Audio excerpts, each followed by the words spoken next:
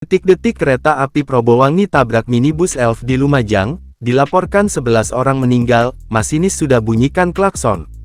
Kecelakaan kereta api Probowangi dan minibus Elf terjadi di perlintasan sebidang tanpa palang pintu di kawasan Lumajang, Jawa Timur pada Minggu, tanggal 19 November tahun 2023, malam.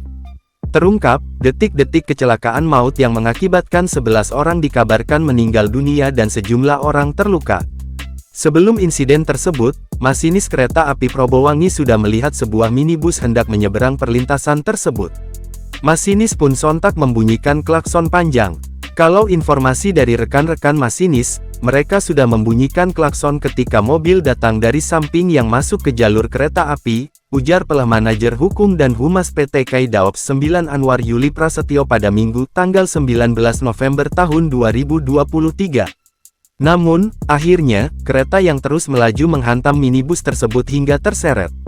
Pasca tabrakan, kereta sempat berhenti. Masinis kemudian turun untuk mengecek kondisi rangkaian kereta. Setelah kondisi aman, kereta kemudian dilanjutkan lagi ke stasiun Klakah untuk dilakukan pengecekan kembali, katanya. Setelah dilakukan pengecekan di stasiun Klakah dan dinyatakan aman, kereta pun kembali melanjutkan perjalanan. Pengaman lokomotif sempat turun berapa senti tapi dinyatakan aman sehingga kereta bisa melanjutkan perjalanan, tambahnya.